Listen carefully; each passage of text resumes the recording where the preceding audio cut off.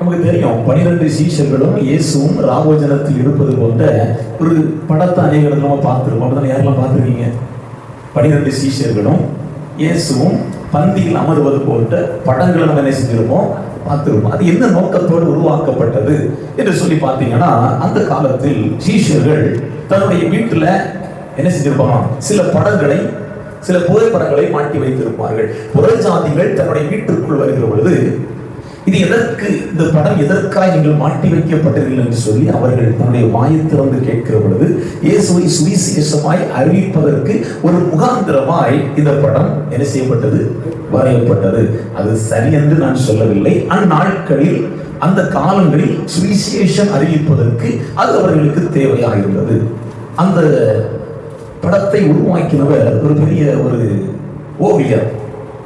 அந்த ஓவியர் அந்த படத்தை வரைவதற்காக கிட்டத்தட்ட 7 ஆண்டுகள் கடுமையாக உழைத்தார். எத்தனை வருடம்?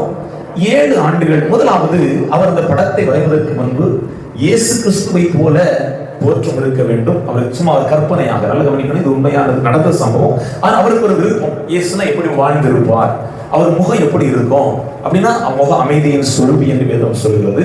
அவர் மாசற்றவர், பழுதற்றவர் என்று வேதம் சொல்கிறது. அப்போ அந்த மனுஷன், அதாவது சொல்லுவாங்களா, ரகட் வாய்ஸ் அப்படின்னு சொல்லுவாங்க. இன்னொன்று சாஃப்டானவங்க. அப்படின்னா சாஃப்டான கேரக்டர் உள்ளவங்க உண்டு, நல்ல கடுமையான குணம் உள்ளவர்கள் உண்டு. அவங்களை பார்க்கும்போது நமக்கு என்ன செய்யும், தெரியும். அப்படிப்பட்ட ஒரு மனிதனை தேர்ந்தெடுக்க வேண்டும் என்று சொல்லி அவர் தேர்ந்தெடுத்து இயேசுவை போல ஒரு ஓவியத்தை வருகிறார். அது உண்மை அல்ல, அது இயேசுவும் அல்ல, ஒரு மனிதனை வரைந்த காரியம் நான் சொல்லுவேன். அப்போ அவர் வரைஞ்சிட்டாரு. இப்போ அவர் 12 சீஷர்களை தேர்ந்தெடுக்க வேண்டும்.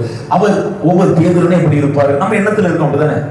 இப்போ ஒரு கேரக்டர் சொல்லும் போது அவர்கள் எப்படி இருப்பார்கள் என்று ஒரு எண்ணம் நமக்கு என்ன செய்யும், தோன்றும். யாருக்கெல்லாம் தோன்று அதை மட்டும் எதுவுமே, அப்ப எல்லாருக்கும் தோணும் இப்படிதான் இருப்பாங்க அப்படின்னு அனைவருக்கு என்ன செய்யும், தோணும். அப்போ அவருடைய தன்னுடைய இருதயத்துல, சிந்தனையில என்ன தோற்றம் வந்ததோ அந்த மனிதனை தன் கண்முன் காணுகிற பொழுது அவனை வரைந்து அப்படியாக 7 ஆண்டுகள் சென்று விட்டது. கடைசியாக ஒரு மனுஷனை வரையணும். அவர் யாரு?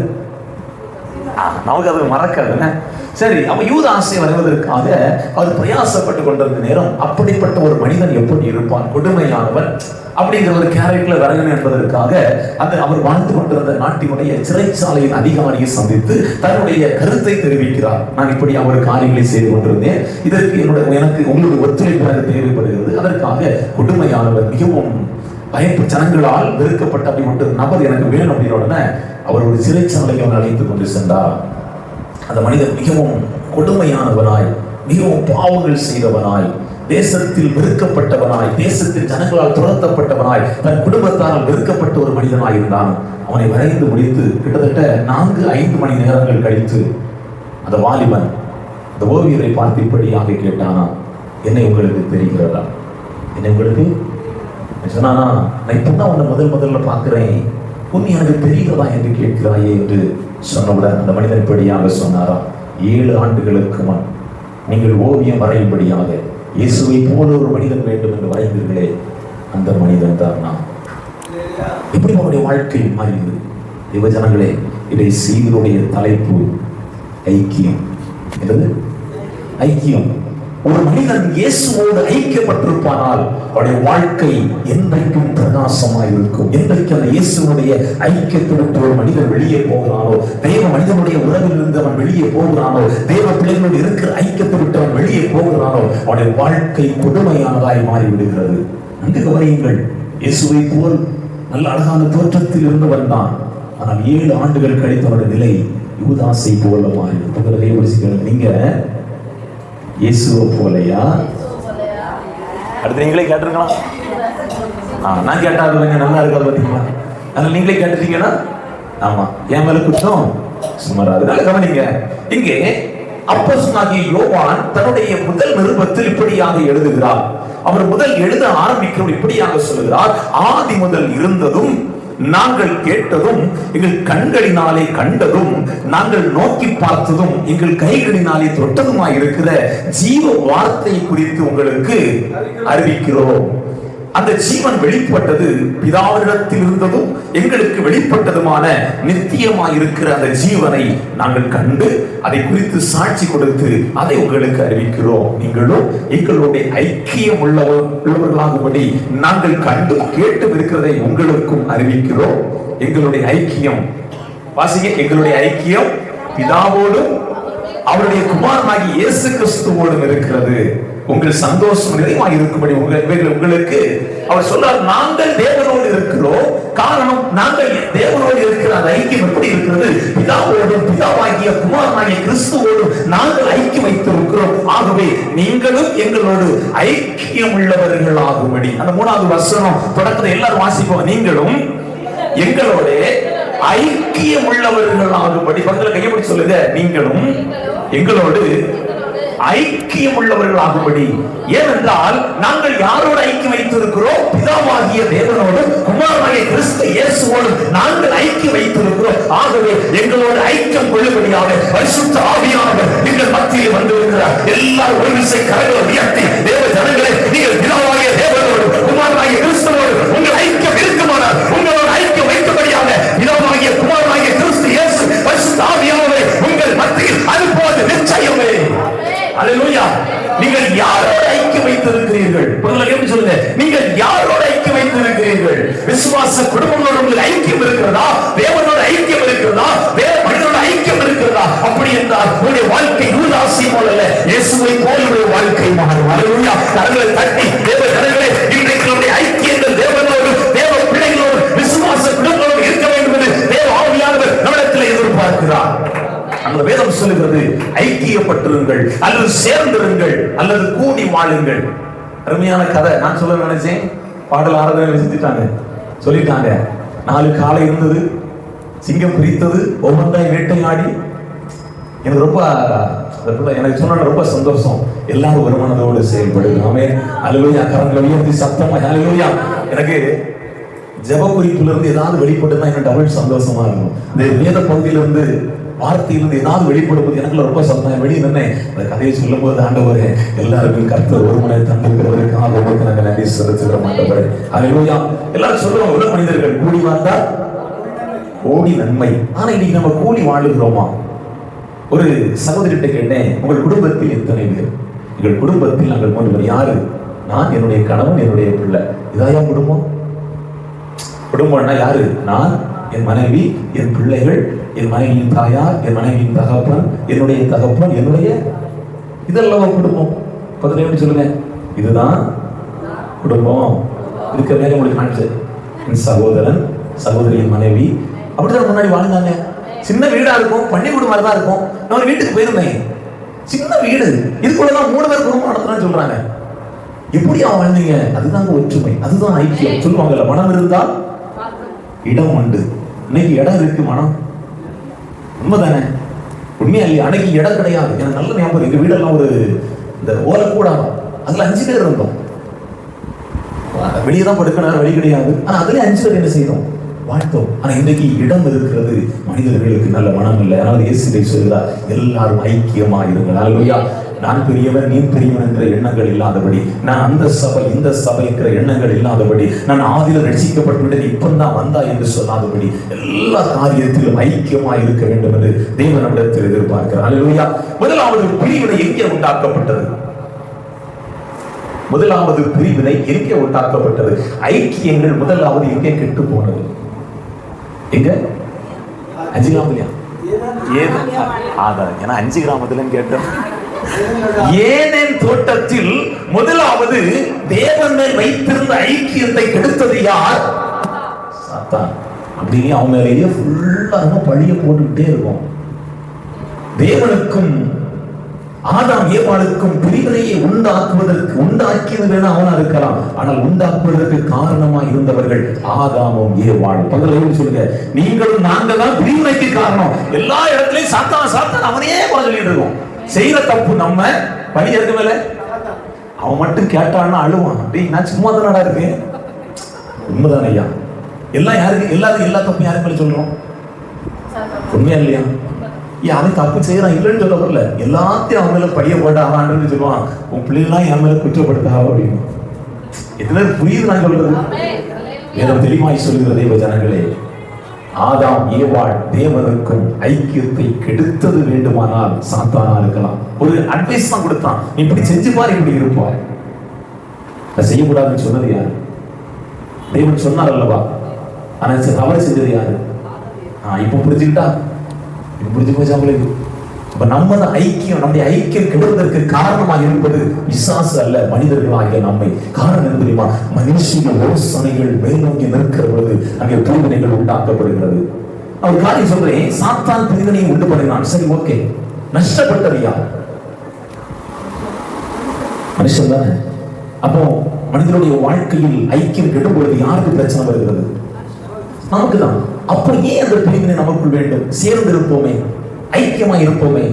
இப்போ இடையில நான் எந்த ஊழியக்காரங்களை பார்த்தாலும் சோத்திரம் சொல்லி வழக்கம். அவர் சல்விசன் ஆர்மி பாஸ்டரா இருந்தாலும் சரிதான், ஒரு இடத்துல நிறையா பிரைஸ்லாடு அப்படின்னு அவரு பிரைஸ்லாடியா. அன்னைக்கு ஒரு புகார் பார்த்தேன், 7 days பாஸ்டர் பிரைஸ்லாடு பாஸ்டர். ஆண்டவருக்கு ஊழியம் செய்யறதுக்கு யாரா இருப்பாங்க? அப்படிதானே. நம்ம ஒரு நாள் பிரிந்திருக்க கூடாது. வேதம் தெளிவாக சொல்லுகிறது, தேவன் பிரிந்திருந்தாரா? சிலர் பவுலை சார்ந்தவர் என்றும், சிலர் அப்போஸ்தலரை சார்ந்தவர். நீங்கள் சொல்லுகிறீர்களே, கிறிஸ்து பிரிந்திருந்தாரா? கிறிஸ்து பிரிந்திருந்தாரா?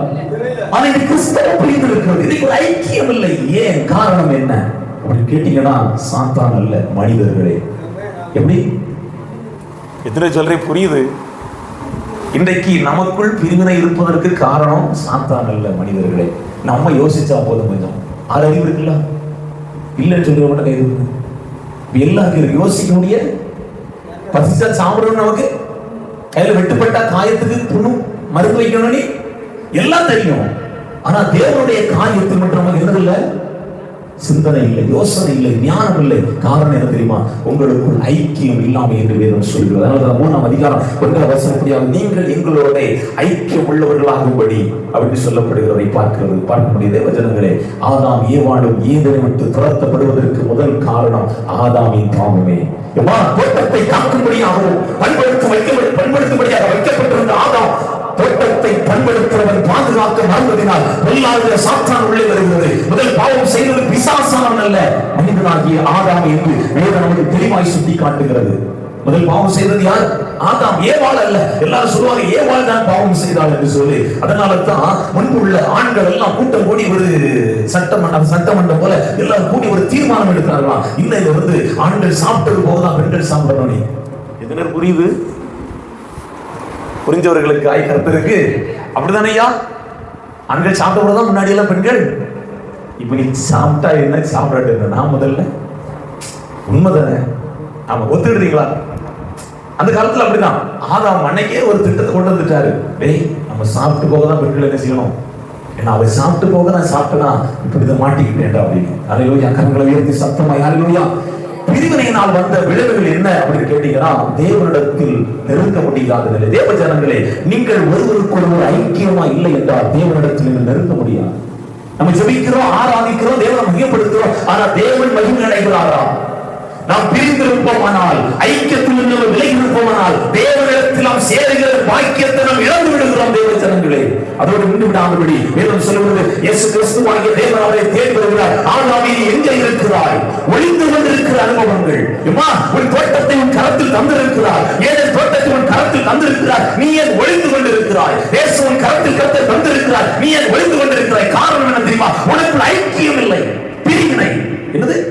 இன்னைக்கு தேசத்தை அதிகமாய் ஆளுகை செய்கிற ஆவி என்ன தெரியுமா? பிரிவினையின் ஆவிகள். என்ன ஆவிகள்? பிரிவினையின் ஆவிகள். ஏன் ஆவி கர்த்தருக்குள் இருக்கும்னா பிரிவினை ஆவிகள் நம்மளை மேற்கொள்ளவே முடியாது. எத்தனை பேர் நம்புறீங்க?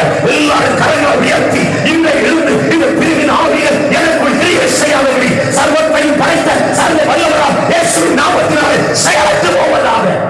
சொல்லுங்க, என் குடும்பத்தை, என் சந்ததியை, என் தலைவரை இப்படிப்பட்ட ஆவிகள் ஒருபோதும் தொடாதபடி இப்பொழுதே இயேசுவின் நாமத்தினாலே செயலற்று போவதாக. அல்லேலூயா. கரங்களை உயர்த்தி சத்தமாய் தேவ ஜனங்களே, அன்றைக்கு ஆதாமும் ஏவாளும் தோட்டத்தின் பின்னே மறைந்து கொண்டிருந்த மரத்தின் பின் ஒளிந்து கொண்டிருப்பதற்கு காரணம் பிரிவினையே, ஒரு ஐக்கியம் இல்லை. அதனால வேதம் சொல்கிறது, ஆண்டவரை ஆதாமை கேட்கிறார்கள், ஆதாமே, நான் புசிக்க கூடாது என்று சொன்ன கனியை நீ புசித்தாயோ? என்ன தெரியுமா சொன்னா? தேவனை குற்றப்படுத்துகிறான். நீர் எனக்கு ஒரு ஸ்திரீயை தந்தீரே, அவர் எனக்கு தந்தார். காரணம் என்ன? ஐக்கியம் இல்லை. ஒரு இடத்துல ஐக்கியம் இல்லை என்றால் பிறரை குற்றப்படுத்துகிற அனுபவங்கள் நம்ம வாழ்க்கைக்குள் வந்து விடுகிறது. சொன்னா இல்லையா? அவன் என்ன சொன்னான்? நீர் தந்த, உனக்காண்டி தந்தாரு. இப்படிதான் தேவ ஜனங்களே, தேவன் நமக்கு தருகிறது சில நேரம் கன்னியாய் மாறுவதற்கு நாமே காரணமாய் விடுகிறோம். அடிக்கடி சொல்வேன், தினமும் வளரலாம் ஆண்டவரே. ஒரு வார்த்தை கேட்டு நீ புசித்தா என்ன? நீ பறித்தது தவறு. முதலாவது அவன் சொன்னதை கேட்டது தவறு, பறித்தது தவறு, நீ சாப்பிட்டது தவறு, உன் கணவனை கொடுத்தது தவறு. எல்லா தவறு நீ செய்துவிட்டு தேவனுக்கு தந்த உன் மனைவியை நீ அவாய்டமாய் பழி போடுகிறாயே. ஸ்திரீ என்ன தெரியுமா சொன்னா? அந்த சர்ப்பம் என்னை தான் செய்த குற்றங்களை யாரும் உணர்ந்து கொள்வதற்கு ஆயத்தமா இல்லை. ஒத்துக்கொள்கிறீங்களா? தன் பிள்ளைகளை உணர்கிறவன் யார்? ஐசக் நியூட்டன் என்பவர் ஒருவர் ஆராய்ச்சி கூடத்தில் ஆராய்ச்சி செய்து கொண்டிருக்கிறார். அந்த ஆராய்ச்சி செய்து கொண்டிருந்த நேரத்தில் கொஞ்சம் நேரம் அதிகமானதுனால ஒரு டீ குடிக்கலாம் வெளியே போறாரு. அப்போ ஆராய்ச்சி கூடத்தில் வைத்திருந்த எல்லாவற்றையும் வைத்துவிட்டு அவர் வெளியே சென்று விட்டார். ஒரு செல்ல நாய் ஒன்று வளர்த்தாராம். திடீரென்று அந்த நாய், அந்த அன்னைக்கு கரண்டல் கிடையாது, மெழுகுவர்த்தியில முடிச்சு வச்சிருப்பாங்க. அந்த நாய் டேபிள் மேல் இருந்த விளக்கை தட்டி விட்டுதான். அந்த இடத்தில் இருந்த எல்லாம் அவர் என்னெல்லாம் வைத்திருந்தார் எல்லாம் எரிந்து போனதாம். சில நிமிடங்கள் கழித்து உள்ளே வந்தவர் அப்படியே பார்த்துக்கிட்டு நாய் அப்படியே தடவி கொடுத்துக்கிட்டு வச்சுக்கிட்டு இருந்தார். அவனுடைய நண்பன் கேட்டானா, டேய் முட்டாளடா நீ, அதனால அவனுடைய ஆராய்ச்சி அவளையும் அழித்து போட்டது அப்படின்னு சொன்ன பொழுது அவர் சொன்னதெல்லாம் தெரியுமா? நான் வெளியே செல்வதற்கு முன்பாக இந்த எல்லாத்தையும் நான் பத்திரப்படுத்தி வைத்திருக்க வேண்டும். இரண்டாவது, இந்த விளக்கை நான் அணைத்திருக்க வேண்டும். அதை நான் செய்திருந்தேன், ஆனால் இவைகளை எழுந்திருக்க. இந்த குற்றம் யாருடையது? எதாவது புரியுது? இல்ல கவனிங்க, நம் பிள்ளைகளை நாம் ஒரு உணர்வோமானால் நிச்சயமாய் ஐக்கியத்தை விட்டு நம்ம ஒருபோது விலக மாட்டோம். அல்லேலூயா. கரங்களை உயர்த்தி சத்தமாய் அல்லேலூயா. தேவ ஜனங்களே, பிரிவினையினால் வந்த விளைவுகள் என்ன? தேவனிடத்தில் நெருங்க முடியாத ஒரு சூழ்நிலை, ஒளிந்து கொண்ட அனுபவங்கள், பிறரை குற்றப்படுத்துகிற அனுபவங்கள். ஏதேனை விட்டு துரத்தப்பட்டார்கள் என்று வேதம் சொல்லுமா? எத்தனை அழகான ஏதேன் அல்லவா வேதம் சொல்கிறது. 12 மாதங்களும் 12 விதமான ஜீவவிருட்சத்தின் கனிகளை கொடுக்கிற ஜீவவிருட்சம் ஏதேன் தோட்டத்திற்குள் இருந்தது. இருந்துச்சா இல்லையா? இவருக்கு ஏதேன் தோட்டத்தில் இருந்த ஜீவவிருட்சத்தின் கனியை தேவன் புசிக்க வேண்டாம் என்று சொல்லவில்லை. இன்னைக்கு அப்படித்தான். இங்கு எச்சல் துப்பாதீர் அப்படின்னு அங்கதான் கரம் சிரம் புறம் அங்கதான். நான் என்ன சொல்றேன்னா, நான் அடிக்கடி சொல்லுவேன், சுவிசேஷம் சொல்லுங்க சொல்லுங்கன்னு சொல்றேன், சொல்ல மாட்டேங்கிறீங்க. நான் சொல்லாதுங்கன்னு சொல்றேன். அப்படியாது நீங்க இன்றைய மனிதர்கள் ஒரு ஐக்கியம் இல்லாததினால் தேவ சபைகளில் சொல்லுகிற காரியங்களுக்கு செவிமடுப்பதில்லை. இங்கு வேதம் தெளிவாய் சொல்லுகிற தேவ ஜனங்களே, தேவன் மேல் இருந்த ஐக்கியங்கள், தேவனோடு இருந்த ஐக்கியங்கள் மாறினவுடன் அவங்க 2 பேருக்குள்ள பிரிவினை. அந்த வேதம் தெளிவாய் சொல்லுகிறது, உனக்கும் ஒட்டத்திற்கும் நான் பாயை உண்டாக்குவேன். அல்லேலூயா. சொல்லப்பட்டதா இல்லையா? சொல்லப்பட்டதா இல்லையா? தேவ ஜனங்களே, நன்கு கவனியுங்கள். இங்கு வேதம் தெளிவாய் சொல்லுகிறது, ஏதனை விட்டு துரத்தப்படுகிறார்கள், தேவனுடைய உறவை இழந்து போகிறார்கள். கொஞ்சம் வேகமா போறேன். தேவனுடைய உறவை இழந்து போகிறார்கள். எப்படிப்பட்ட ஒரு மகிமையான உறவு! தேவனோடு ஐக்கியமாய் நீ இருக்கிறது வரையில் தான் தேவனோடு நல்ல உறவில் நீ வாழ முடியும். நீ ஐக்கியம் இல்லை என்றால், தேவ மனிதர்கள் நல்ல ஐக்கியம் இல்லை என்றால், விசுவாச குடும்பங்களோடு நீ நல்ல ஐக்கியம் இல்லை என்றால் உன்னை மேலோங்கி செல்ல முடியாது. எத்தனை பேர் நம்புறீங்க? தேவ ஜனங்களே, இங்கு வேதம் நமக்கு தெளிவாய் சுட்டி காட்டுகிறது. ஏதனை விட்டு துரத்தப்படுகிறார்கள், தேவனிடத்தில் உறவை இழந்து போகிறார்கள். பின்பு வாழ்க்கைக்கு கொஞ்சம் எடுத்து பாருங்க. காயின் பிறக்கிறான். கர்த்தலான ஒரு குழந்தையை பெற்றெடுத்து, கர்த்தலால் மனுஷனை பெற்றெடுத்தேன் என்று சொல்வதை பார்க்க முடிகிறது. காயின் தன்னுடைய சகோதரனை ஆபேல் என்று செய்கிறான். ஐக்கியம் இல்லமா? இன்னைக்கு சகோதரனுக்கு ஐக்கியம் இல்லை, கணவன் மனைவிக்குள் ஐக்கியம் இல்லை, சகோதரனுக்குள் ஐக்கியம் இல்லை, சகோதரிக்குள் ஐக்கியம் இல்லை, நண்பர்களுக்குள் ஐக்கியம் இல்லை, குடும்பத்தில் ஐக்கியம் இல்லை. இன்னைக்கு ஐக்கியம் இல்லாததினால் தேவ உறவை இழந்து கொண்டிருக்கிறார்கள். தேவ சபையானது தேவ உறவை இழந்து கொண்டிருக்கிறது. தேவ மனிதர்கள் உறவை இழந்து கொண்டிருக்கிறது. ஒரே ஒரு காரியம் சொல்லட்டா, தேவ மனிதர்களை பரிசுத்த ஆவியில் நம்மை எச்சரிக்கிற பொழுது அந்த காரியத்திற்கு நாம் செல்வதற்குள்ளாய் இருப்போமானால் நிச்சயமாய் நித்திய ராஜ்யத்தை நாம் சுதந்திரித்துக் கொள்ள முடியும். அடிக்கடி சொல்லுவேன், சுருண்ட வாழ்வுல நாயம் பார்த்திருக்கீங்களா? வாழ நிமிக்க முடியாது. ஆனா வாழ வெட்ட வாழ சில நாய்க்கெல்லாம் வாழ வெட்டினாதான் சரியாகும்னா ஆண்டவர் வெட்டையும் சொல்வார். ஹல்லேலூயா. கரங்களை உயர்த்தி சத்தமாய் ஹல்லேலூயா. தேவ ஜனங்களே, தேவனுடைய உள்ள உறவில் நாங்கள் இருக்கிறோம். காரணம், தேவன் என்னோடு இருக்கிறார். எங்களுடைய உள்ள உறவில் பலப்படுங்கள் என்று சொல்லி இங்கே யோவான் அங்கே இருக்கிற அப்போஸ்தலர்களுக்கெல்லாம், கிறிஸ்தவ பிள்ளைகளுக்கெல்லாம் எழுதி வைக்கிறதை பார்க்க முடிகிறது. சபைகளுக்கு எழுதி கொடுக்கிறதை பார்க்க முடிகிறது. இன்றைக்கு நம்முடைய ஐக்கியம் யாரோடு இருக்கிறது? உலக மனிதர்களோடா, இல்ல உலகத்தை உண்டாக்கின தேவனோடு இருக்கிறதா? நீங்கள் யாரோடு ஐக்கியத்தில் இருக்கிறீர்கள்? டெலிவிஷனோட நீ ஐக்கியத்தில் இருக்கிறாயா? உன் கரத்தில் கொடுக்கப்பட்டிருக்கிற செல்போனோட நீ ஐக்கியத்தில் இருக்கிறாயா? தேவையில்லாத காரியங்களோடு நீ ஐக்கியத்தில் இருக்கிறாயா? அல்ல தேவனோடு நீ ஐக்கியத்தில் இருக்கிறாயா? ஒரு காரியத்தை சொல்லுகிற தேவஜனங்களே, தேவனோடு நீ ஐக்கியத்தில் இருப்பாயானால் உன்னோடு அநேகர் ஐக்கியம் வைப்பார்கள். அதுல தெளிவாண்டவர் சொன்னாரு, நீ பிதாவாகிய தேவனோடு குமாரனாகிய கிறிஸ்து இயேசுவோடு ஐக்கியமாய் இருப்பாயானால் பரிசுத்த ஆவியானவர் உன்னோடு எப்பொழுதும் ஐக்கியமாய் இருப்பார். அவர் உன்னை விட்டு விலகுவதும் இல்லை, அவர் உன்னை கைவிடுவதும் இல்லை. எல்லாரும் தெளிவாய் சொல்லுகிறதே ஜனங்களே, எந்த ஜீவ விருட்சத்தின் கனியை என் ஜனங்கள் என் பிள்ளைகள் புசிக்க வேண்டும் என்று ஏதேன் தோட்டத்திற்கு அவர்கள் வைத்திருந்தார்களோ அந்த ஜீவ விருட்சத்தின் கனியை ஆதாமும் ஏவாளும் இழந்தார்கள். ஏதன்படியாக சொல்லுகிறது, அவர்கள் ஏதேன் தோட்டத்தை விட்டு துரத்தப்பட்டார்கள். ஏதேன் தோட்டத்திற்குள் வாழ வேண்டிய மனிதர்கள், தேவனோடு உலகில் இருக்க வேண்டியவர்கள் தேவனுடைய தோட்டத்தை விட்டு துரத்தப்படுவதற்கு காரணம் என்ன தெரியுமா?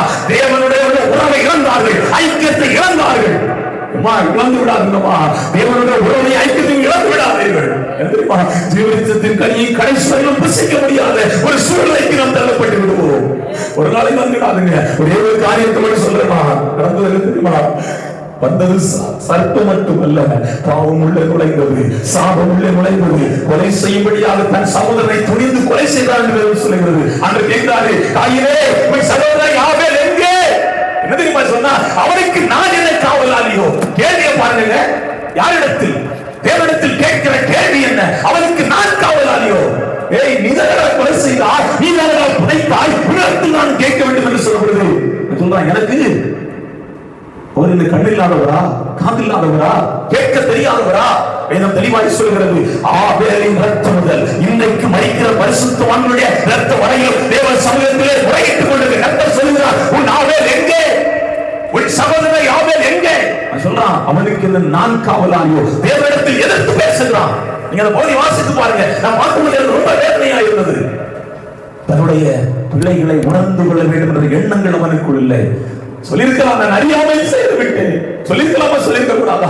அன்னைக்கு ஆதாம் ஏவாள் சொல்லிருக்கலாம், அறியாமல் நான் செய்து விட்டேன். ஏன் தெரியுமா? தேவனவர்களை ஏதன் விட்டு துரத்தினார். வேதம் சொல்லுகிறது, வாசிங்க ஆதியாகமம்.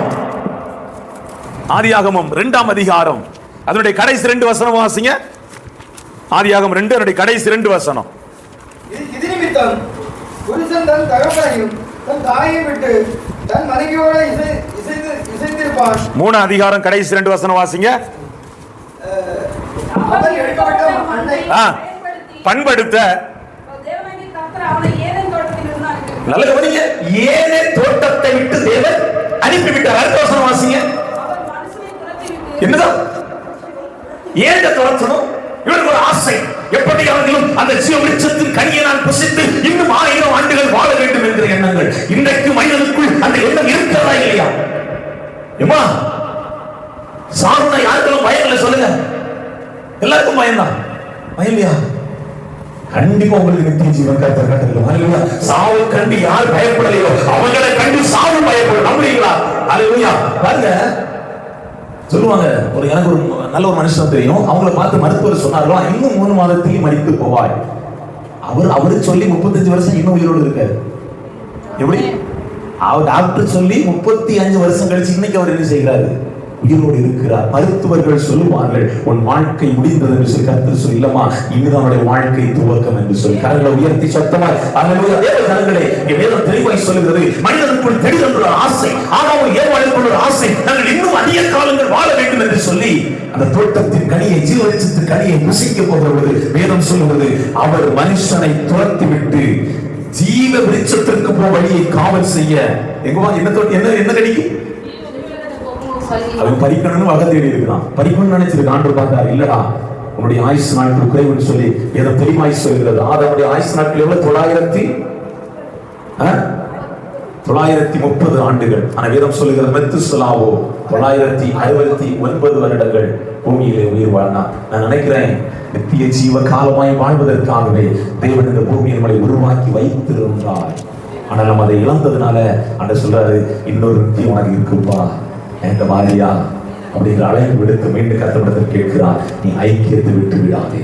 அல்லேலூயா. அங்கே வேதம் தெளிவாய் சொல்லுகிறது, தேவ ஜனங்களே, அவர்களால் தேவ உறவு இழந்ததினால் ஜீவவிருட்சத்தின் கனியை தொட முடியல.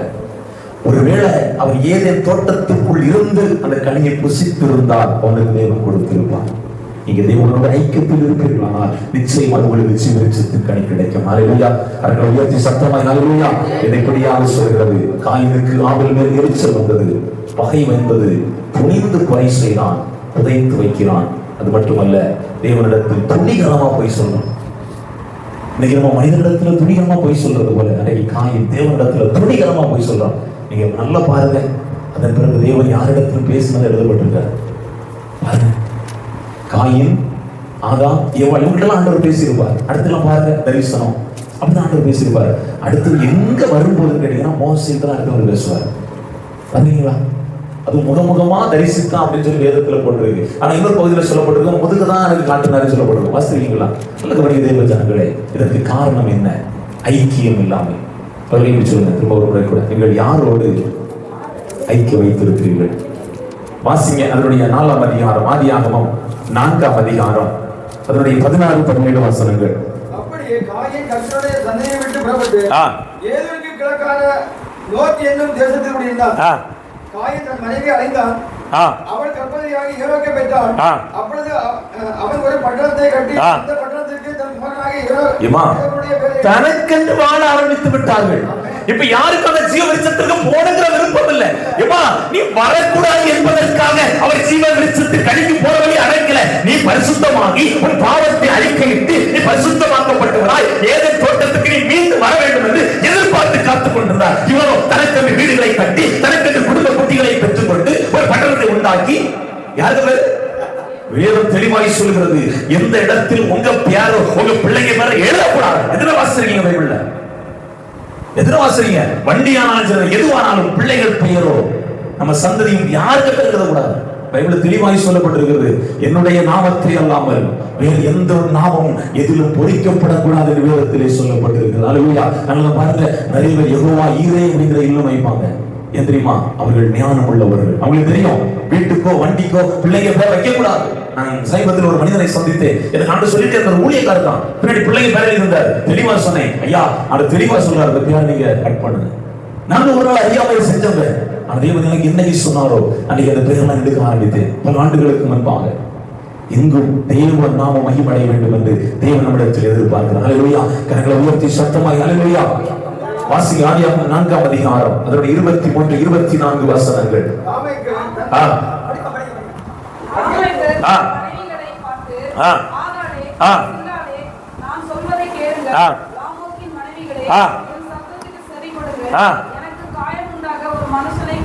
யாரு?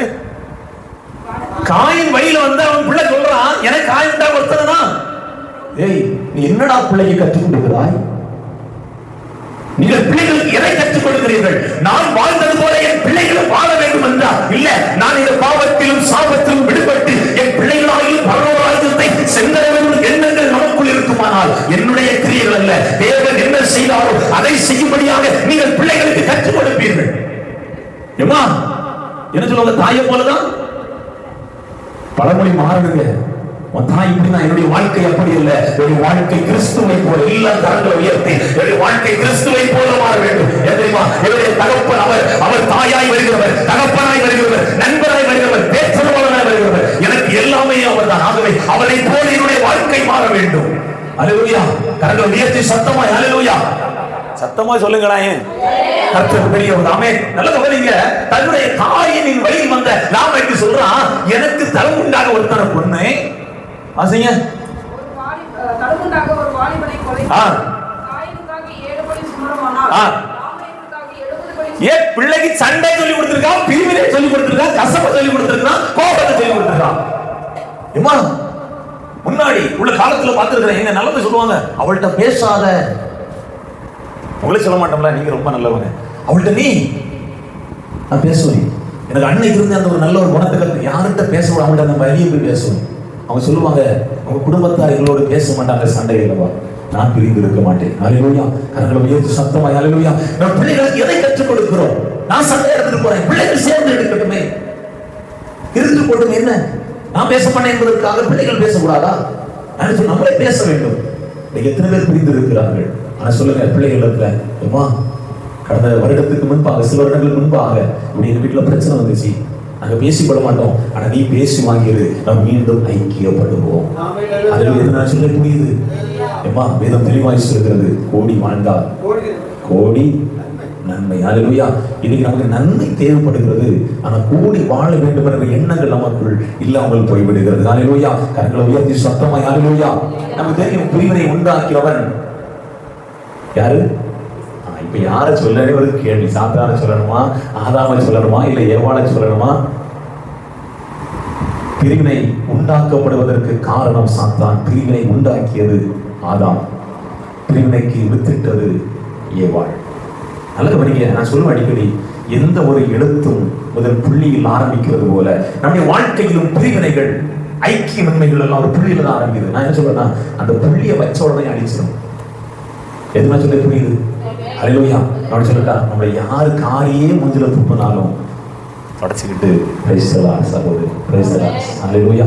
எந்த சூழ்நிலையிலும் எந்த வேளையிலும் கிறிஸ்துவின் அன்பு என்னை விட்டு ஒருபோது வெளியேறி விடுகிறார். அழகான செய்தி, அன்பு. அல்லேலூயா. என்னதான் இருந்தாலும் அன்பு இல்லைன்னா ஒண்ணும், கொடி கொடியா பணம் இருந்தாலும் அன்பு இல்லைன்னா ஒண்ணு இல்லை. அல்லேலூயா. அந்த வேதம் தெளிவாய் சொல்கிறது, இப்படித்தான் வாழ வேண்டும் என்கிற வரமுறையை தாண்டி எப்படியும் வாழலாம் என்று நினைவு கொள்ளும் போது ஐக்கியத்தை விட்டு விடுகிறோம்.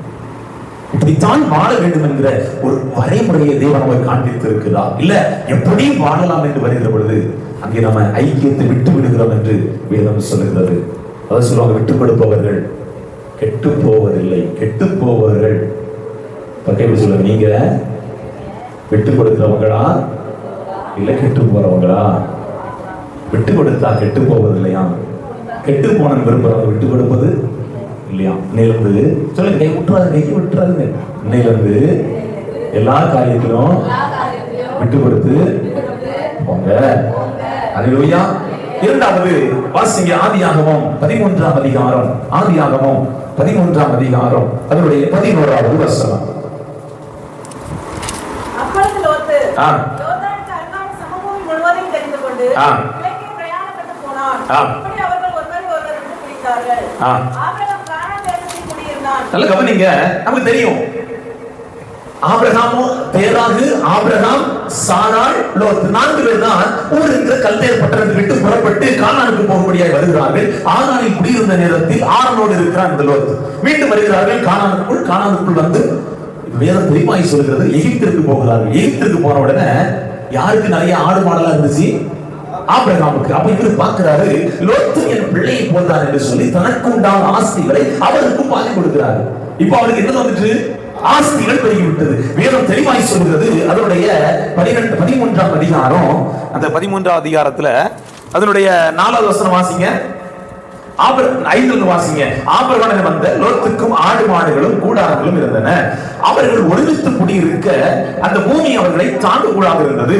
அவருடைய ஆஸ்தி மிகுதியா இருந்தபடியால் அவர்கள் ஒருமித்து வாசம் பண்ண பணம் பதவி வந்த உடனே ஒரு முறை என்ன போயிருது? நேத்து வரைக்கும் பின்னாடியே தெரிஞ்சவன் சொல்லுவாங்கல்ல, நேத்து வரைக்கும் ஊழாமுக்கு வடிச்சுக்கிட்டு கிழிஞ்ச நிக்கர் போட்டுட்டு தெரிஞ்சவன் எஸ்.ஏ. ராஜா சொல்லுவாங்க முன்னாடி. அப்படிதானே? நான் கேள்விப்பட்டிருக்கிறேன். ஆமா. இப்ப இன்னைக்கு எப்படி இருக்காங்க ஃபேமிலி எல்லாம்? யோசித்து பாருங்க. இந்த ஒரு காரணம் தானே. ஆமா, நான் சொல்லி கேள்விப்பட்டிருக்கேன். எனக்கு எப்படி சொல்லுவாங்க, நேற்று வரைக்கும் கூழாமுக்கு வடிச்சுக்கிட்டு ஓட்ட நிக்கர் போட்டுட்டு, அதுக்குன்னு இன்னைக்கு நான் ஓட்ட நிக்கர் போட்டு தெரிய முடியுமா? அவரு மனுஷன் எப்படி எதிர்பார்க்கிறான் பாருங்க நம்மள்ட்ட. அன்னைக்கு இருந்தது போல இன்னைக்கு எதிர்பார்க்கிறான் நம்மள்ட்ட. அவர் மீட்டார் தெரியும், அவரை உயிரோடு வைக்கிறதுக்கு என்னெல்லாமோ வெளிநாட்டுல சயின்டிஸ்ட் எல்லாம் கொண்டு வந்து என்னெல்லாமோ முயற்சி பண்ணாங்க. அந்த சரீரம் அழுகாம இருக்கணும் அப்படின்னு சொல்லி என்னெல்லாம் முயற்சி பண்ணாங்க. ஒரு நாளைக்கு 3 லட்ச ரூபாய் செலவழியுமா? அவன் பையன் மாதிரி பார்த்தான். ஒரு நாளைக்கு 3 லட்ச ரூபாய் செலவழிச்சு பெட்டிக்குள்ள வைக்கி கூட்டு அப்படி இது எத்தனை நாளுக்கு ஒரு மனுஷன் வச்சிருக்க முடியும்? யோசித்து பாருங்க, முடியாது. ஆனா ரத்தன் டாட்டா தெரியுமா? எதுவும் தெரியும், டாட்டா நிறுவனர் ரத்தன் டாட்டா. ஆனா அவர் அப்படி அல்ல, தன்னுடைய சரீரத்தை கழுகுகளுக்கு போட சொல்லிட்டாராம். ஆமா, அவங்க ஒரு பிரிவினை சாம்பவம். அவங்களுக்கு என்னன்னா, கடவுள் வருவாரு, மீண்டும் எங்களை என்ன செய்வாரு, எடுத்துக்கொண்டு. அதாவது எல்லா மார்க்கங்களும் ஒன்றைத்தான் கற்றுக் கொடுக்கிறது. ஆனா போற வழிதானது இல்லை. ஆமா, எல்லாம் சரிலாம் சொல்ல முடியாது. ஏன்னா வேதம் சொல்லுறது, நானே வழியும் நானே சத்தியம். வழி அவருதான். அந்த வழியில போனா பரலோகத்துக்கு. சும்மா ஏதாவது ஒரு வழியில போனா எங்க போக முடியாது, போக முடியாது. ஏன்னா நான் நிறைய பேர் கேள்வி பார்த்திருக்கிறேன், நாத்திகர்கள் கூட இந்த வேதத்தை வாசித்து மனம் மாறி இருக்கிறார்கள். ஒரு ஊழியக்காரர் சொன்னாரு, நான் இயேசு இல்லைன்னு நிரூபிக்க தான் வாசிச்சேன், இயேசு இருக்கிறாரே பிரசங்கம் பண்ணிட்டு இருக்கேன். இதுதான் இந்த வேதத்தினுடைய ரகசியங்கள். இது உயிர் உள்ளது, ஜீவனுடைய நம்மளோட என்ன செய்யும்? பேசும். அல்லேலூயா. கரங்களை உயர்த்தி சத்தம் அங்க பாருங்க. வேதம் தெளிவாய் சொல்லுகிறது, லோத்து ஆபிரகாமோடு இருந்தவன் தான், வந்தவன் தான், எல்லா சூழல் கஷ்ட நஷ்டங்களுக்கு கூட இருந்தவன் தான். கொஞ்சம் கையில காசு வந்த உடனே ஆபிரகாம் பார்த்து, "ஊ ஆரி, நீ யாருப்பா?" நீங்க இப்படி நடக்குதா இல்லையா? வாசிங்க அதனுடைய 8வது வசனம். 7வது வாசிங்க. ஆபிரகாம் மந்தை மேய்ப்பருக்கும்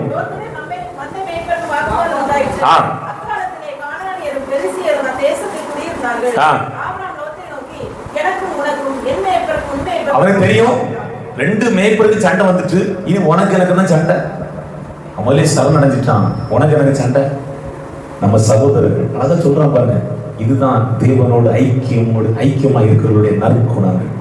அவன் எந்த மாதிரி சொன்னாங்க, உனக்கு எனக்கு சண்டை வேண்டாம், நீ எங்க போனா அவன் விருப்பம் போய்க்க. அவன் பார்க்கிறான். அப்பொழுது தன் கண்களை ஏறெடுக்கும் போது யோர்தானுக்கு அருகான சமூகம் முழுவதும் நீர் வளம் பொருந்தினா இருக்க கண்டான். பகலை எப்படி சொல்லுங்க, சில நேரம் ஐக்கியத்தை விட்டுட்டு போக நேரம் செழிப்பாதான் இருக்கும். அங்க போன பிறகுதான் ஏதோ தெளிவாய் சொல்லுகிறது, சோதோமின் வாசலில் லோத். வீட்டுல இருக்க முடியலமா, நிம்மதி இல்லம்மா. இதனால புரியுது, நல்லா இருந்து ஐக்கியத்தை விட்டுட்டு ஆபிரகாம் விட்டு போய் நல்லதா இருந்து. வேதம் தெளிவாய் சொல்லுகிறது, ஏதேன் தோட்டத்தை போல இருந்தது. உள்ள போனவரம் தெரியுது, பாவங்கள், அக்கிரமங்கள், சாபங்கள் உள்ளே நிறைந்து இருக்கிறது. உடைய பாவம், பிரதானமான பாவம் எது தெரியுமாங்க? ஆணோடு பெண்ணோடு இணைகிற அனுபவங்கள் இருந்தது. லோத்தால வீட்டுல இருக்க முடியல, சந்தோஷமா இருக்க முடியல, சமாதானமா இருக்க முடியல. எங்க தெரியுமா இருந்தானா? கூடார வாசல். நீங்க அந்த வாசிங்க அதனுடைய 17வது அதிகாரம் 1வது வசனம் நினைக்கிறேன்.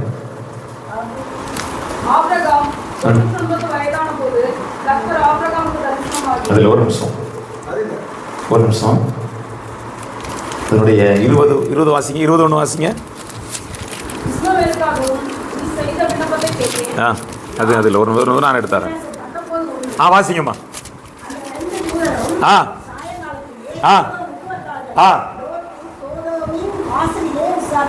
18 வாசிங்க.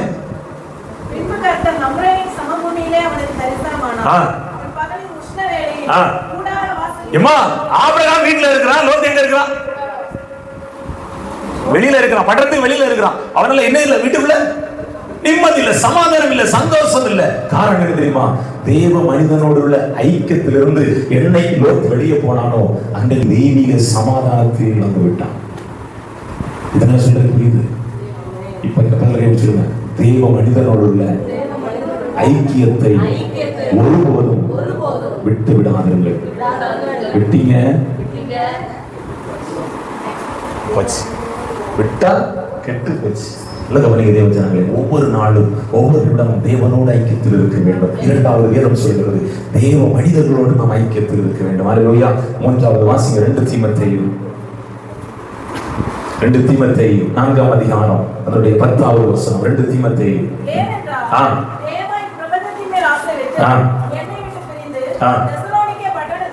மூன்றாவது, சமமான மனிதர்களோடு உள்ள ஐக்கியத்தை விட்டு பிரிந்து போகிற அனுபவங்கள். அல்லது மனித பவுலின் ஊழியக்காரன் தான், இந்த தேமாவும் ஊழியக்காரன் தான். பவுலால் உருவாக்கப்பட்டவன் இந்த தேமா. அந்த தேமா நல்ல ஒரு பிரசங்கம் பண்ணுகிறவன், நல்ல வார்த்தையிலும் வல்லமையில் வெளிப்பட்டு அநேக அற்புத அடையாளங்கள் செய்தவன். நாட்கள் கடந்து செல்கிறது. வேதம் சொல்லுகிறது, இவனுக்கு திடீரென்று பிரபஞ்சத்தின் மேல் ஆசை. இவன் கூட போனா சம்பாதிக்க எதற்கு புரியுது? பவுலோடு போனா சம்பாதிக்க முடியாது. ஏன்னா கையில இருக்கிறதே கொடுன்னு சொல்றாரு. என்கிட்ட என்னால கொடுக்க முடியாது, நான் வேணும் இருக்கிறேன். எதாவது புரியுதுன்னு எனக்கு தெரியல. நல்ல கவனிங்க. அதனால வேதம் சொல்கிறது, வாசி ஒரு முறை கூட 4:10. பவுல் தேவா இப்பிரபஞ்சத்தின் மேல் ஆசை கொண்டு நல்ல கவனிங்க. எங்க வருமானம் வருதோ அங்கே போகிற அனுபவங்கள், சக மனிதர்களோடு உள்ள ஐக்கியத்தை விட்டு விட்டு போகிற அனுபவங்கள் பாருங்க. அதுக்கு பிறகு எங்க அவருடைய பெயர் எழுதப்பட்டிருக்காங்க சொல்லுங்க. நீங்க சக மனிதர்களோடு, விசுவாச குடும்பங்களோடு உள்ள ஐக்கியத்தை விட்டீர்களானால் உங்க பேர பரலோகத்துல நாங்க எழுதி வச்சிருந்தா வெட்ட மாட்டோம். என்னைக்காவது ஒரு நாள் வருவீங்கன்னா காத்துட்டு இருப்போம். அங்கேயும் காத்துட்டு இருக்கோம். டக்குன்னு என்ன சொல்வார்? வெட்டிடுவார். ஜீவ புஸ்தகத்தில் இருந்து என் பெயர் கிறுக்கப்படாது இருப்பதாக.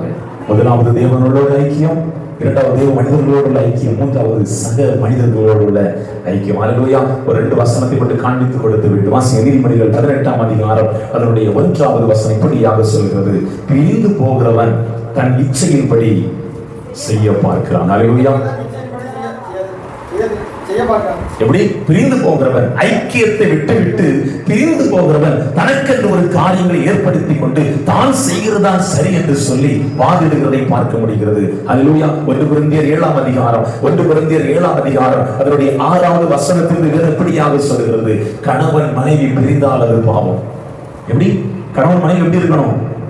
அவர் யாருக்காண்டி மனைவி யாருக்காண்டி உண்டு பண்ணாரு? கணவனுக்காக, ஆதாமுக்காக தேவன் எவ்வளவு என்ன செஞ்சாரு? உண்டு பண்ணினார். ஆனா 2 பேருக்கும் சம உரிமை உண்டா இல்லையா? உண்டா இல்லையா? இவன் விழா எலும்பு இல்லைன்னா உடிச்சிலாம கிடக்காமல அப்படிதானே? இம்மா விழா எலும்பு இல்லாத ஒரு மனுஷனுக்கு பாருங்க, வாழ்க்கை வரும் யோசித்து பாருங்க. எங்க குடும்பத்தில் ஒரு சிலர் நான் பார்க்கிறேன், மனைவி இழந்தவர்கள். ஆமா, அது இருக்கணும்ல. விழா எலும்பு இல்லைன்னா நீங்க நல்லா பாருங்க, நல்லா சேவடிச்சு இன் பண்ணிட்டு தெரிஞ்சிருப்பாரு. மனைவி இருந்திருப்பாங்க, தாடி அடிச்சுக்கிட்டு குடிச்சுக்கிட்டு. அதுதான் விழா எலும்பனுடைய பலன். எதுல புரிஞ்சு விழா எலும்பு இருக்கிற வரைக்கும் தான் நம்ம ஆண்களுக்கு என்னது? விழா எலும்பு இல்லைன்னா சாரி முடிஞ்சு. நீங்க நல்லா பாருங்க, ஒரு பெண் ஆண் துணை இல்லாமல் வாழ்ந்து விடுவார், ஒரு ஆண் பெண் துணை இல்லாமல் நினைச்சிட மாட்டான். அவனுக்கு வீட்டுக்கு போனா எந்த வீட்டுக்கு போட்டு, நீங்க வேற ஒண்ணும் இல்லை, ஒரு கல்யாண வீட்டுக்கே நீங்க தனியா போங்க, அவங்க வரலையா கேட்பாங்களே, என்ன பண்ணாங்க. ஆனா இவங்க போன வீட்டுக்குள்ள வரைக்கும் போவான். பாத்துறீங்களா? ஆம்பளை இங்க தான் நிற்கணும் வீட்டுக்கு. உண்மைதானே? உண்மையா இல்லையா? அப்ப நீங்க தான் யாரு? ஐக்கியத்துக்கு முன்னுதாரணம் என்ன செய்யணும்? இருக்கணும். அல்லேலூயா. வேதம் தெளிவாய் சொல்லி வாசிங்க. அந்த 7ஆம் அதிகாரம் 1 கொரிந்தியர் 7ஆம் அதிகாரம் அதனுடைய 6வது வசனத்திலிருந்து இதை நான் கட்டளையாக சொல்லாமல், பவுல் சொல்றாரு, இதை நான் உங்களுக்கு கட்டளையாய் சொல்லாமல் யோசனையாய் சொல்லுகிறேன். எல்லா மனுஷரும் என்னை போலவே இருக்கமாறு விரும்புகிறேன். பவுல் என்ன சொல்றாருன்னா, நான் திருமணம் முடிக்கல, எல்லாரும் அப்படி இருக்கணும்னு தான் விரும்புறேன். ஆனா ஆயிலும் அவர்களுக்கு தேவனால் அருளப்பட்ட ஆண்டவர் எப்படி எப்படி தந்திருக்கிறாரோ அவர்களுக்குரிய வரம் உண்டு. அது ஒருவனுக்கு ஒரு விதமாகவும் மற்றவனுக்கு வேறு விதமாய் இருக்கிறது. விவாகம் இல்லாதவர்களையும் கைம்பெண் பெண்களையும் குறித்து நான் சொல்கிறது என்னவென்றால், அவர்கள் என்னை போல இருந்துவிட்டால் அவர்களுக்கு நலமாய் இருக்கும். என்ன சொல்ற? திருமணம் முடிக்கலன்னா பரவாயில்ல, அப்படி இருந்துடுங்க. ஆனா அப்படி இருந்தீங்கன்னா அடுத்து சொல்ற வாசிங்க. ஆகிலும் அவர் வேகிறதை பார்க்கல விவாகம் செய்வது நல்லது அப்படி சொல்லிட்டு அப்படி அடுத்த போது வாசிங்க. வாசிங்க, அப்படி தொடர்ச்சி வாசிங்க. வேகிறதை பார்க்கல விவாகம் பண்ணுறது நலம். விவாகம் கொண்டவனுக்கு நான் அல்ல, கட்டளை கட்டளையிடுதல். நல்ல கவனிங்க. அவர் சொல்றார், நான் உங்களுக்கு கட்டளையாக இல்லாம யோசனையா சொல்றேன்னு சொல்லிட்டு கர்த்தருடைய கட்டளைன்னு சொல்லிட்டு அடுத்து சொல்றாரு. வாசிங்க. தன் புருஷனை விட்டு பிரிந்து போக கூடாது. மனைவியானவள் தன் புருஷனை விட்டு பிரிந்து போக கூடாது. பிரிந்து போனால் விவாகம் இல்லாதவள் இருக்கிறவள் அல்லது புருஷனோடு ஒப்புரவாக இருக்கிறவள். புருஷனும் தன் மனைவியை தள்ளிவிட கூடாது. புருஷனும் தன் மனைவியை அப்படி செஞ்சா வேதம் சொல்லுகிறது, நீ வேசித்தனம் பண்ணுகிறாய், அவளையும் வேசித்தனத்துக்கு நீ என்ன செய்கிறாய்? தூண்டுகிறாய் என்று வேதம் சொல்லுகிறது. நல்ல கவனிங்க. பிரிவினை இன்றைக்கு குடும்பத்தில் அநேகரை ஆளுகை செய்து இல்லாமல் ஆக்கி கொண்டிருக்கிறது. அதனால ஒரு சிலரை விட்டு பிரியணும் வேதம் சொல்லுது. ஆசிரியங்களா? வேசித்தனம் விபச்சாரக்காரர்களை விட்டு நீங்க என்ன செய்யணும்? கொஞ்சம் விலகி இருக்க வேண்டும் என்று வேதம் தெளிவாய் சொல்லுகிறது. அதனாலதான் வாசிங்க. யூதா 16 இருந்து 24 வரைக்கும் வாசிப்போமா? எல்லாரும் எடுத்துக்கொள்ளுங்க. புதிய ஏற்பாட்டுல 332வது பக்கம். புதிய ஏற்பாட்டுல 332வது பக்கம். யூதா 16 இருந்து அதனுடைய எல்லாரும் வாசிப்போமா? இவர்கள் முறுமுறுக்கிறவர்களும் முறையிடுகிறவர்களும் தங்கள் இச்சையின்படி நடக்கிறவர்களுமாய் இருக்கிறார்கள். இவருடைய வாய் இருமாப்பானவர்களை பேசும், தற்பொழுதுக்காக முகஸ்துதி செய்வார்கள். நீங்களோ பிரியமானவர்களே, நம்முடைய கர்த்தராகிய இயேசு கிறிஸ்துவின் அப்போஸ்தலரால் முன் சொல்லப்பட்ட வார்த்தைகளை நினைவு கூறுங்கள். கடைசி காலத்திலே தங்கள் துன்மார்க்கமான இச்சைகளின்படி நடக்கிற பரியாசக்காரர் தோன்றுவார்கள் என்று உங்களுக்கு சொன்னார்களே. இவர்கள் பிரிந்து போகிறவர்களும் ஜென்ம சுவாபத்தாலும் ஆதி இல்லாதவர்களுமே. நீங்களோ பிரியமானவர்களே, உங்கள் மகா பரிசுத்தமான விசுவாசத்தின் மேல் உங்களை உறுதிப்படுத்திக் கொண்டு பரிசுத்த ஆவிக்குள் ஜெபம் பண்ணி தேவனுடைய அன்பிலே உங்களை காத்துக்கொண்டு நித்திய ஜீவனுக்கு ஏதுவாக நம்முடைய கர்த்தராகிய இயேசு கிறிஸ்துவினுடைய இரக்கத்தை பெற காத்திருங்கள். அல்லாமலும் நீங்கள் பகுத்தறிவுள்ளவர்களாக இருந்து சிலருக்கு இரக்கம் பாராட்டி சிலரை அக்கினியிலிருந்து இழுத்துவிட்டு பயத்தோடு ரட்சித்து மாம்சத்தால் கரைப்பட்டிருக்கிற வஸ்திரத்தையும் வெறுத்து தள்ளுங்கள். வலுவாதபடி உங்களை காக்கவும் தமது மகிமையுள்ள சன்னிதானத்திலே மிகுந்த மகிழ்ச்சியோடு உங்களை மாசத்தால் நிறுத்தவும் வல்லமையுள்ளவரும் தாம் ஒருவரே ஞானம் உள்ளவருமாகிய நம்முடைய இரட்சகரான தேவனுக்கும் கனமும் மகத்துவம் வல்லமையும் அதிகாரமும் இப்பொழுதும் எப்பொழுதும் உண்டாவதாக என்று சொல்லுவதை பார்க்க முடியும். அல்லேலூயா. நாம் பிரிந்து போவர்களா இல்லாதபடி, ஜென்ம சாபம் இல்லாதவர்களா இல்லாதபடி, தெய்வ ஆவியினால் நிறைந்தவர்களாக தேவ சமூகத்தில் எழுந்து நின்று